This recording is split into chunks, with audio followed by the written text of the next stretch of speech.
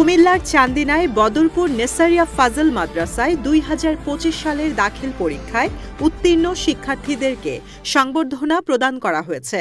বৃহস্পতিবার ৭ আগস্ট মাদ্রাসায় বদরপুর নেসারিয়ান্স অ্যালামনাই অ্যাসোসিয়েশনের উদ্যোগে জিপিএ-৫ প্রাপ্ত ৪ জন ও জিপিএ-৪ প্রাপ্ত ১৩ জন সহ মোট ১৭ শিক্ষার্থীর হাতে ক্রেস্ট ও বই তুলে দেওয়া হয়।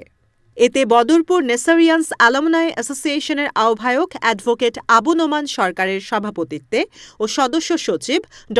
সাজ্জাদ হোসেন শামীমের সঞ্চালনায় প্রধান অতিথির বক্তৃতা করেন অ্যাসোসিয়েশনের উপদেষ্টা ও বদরপুর নেসারিয়া ফাজল মাদ্রাসার অধ্যক্ষ মাওলানা আব্দুল হাই।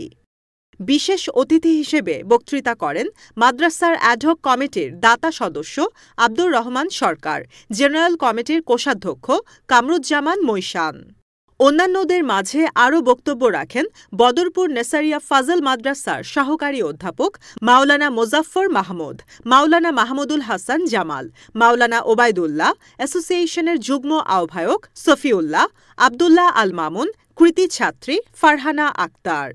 এ সময় অ্যাসোসিয়েশনের যুগ্ম আহ্বায়ক বদিউল আলম বাতেন, আতিকুর রহমান সরকার, যুগ্ম সদস্য সচিব আবু সাইদ, হাফেজ সাইফুল ইসলাম, হাফেজ শাহজালাল সহ অ্যাসোসিয়েশনের বিভিন্ন পর্যায়ের দায়িত্বশীল মাদ্রাসার শিক্ষক, শিক্ষার্থী ও অভিভাবকগণ উপস্থিত ছিলেন।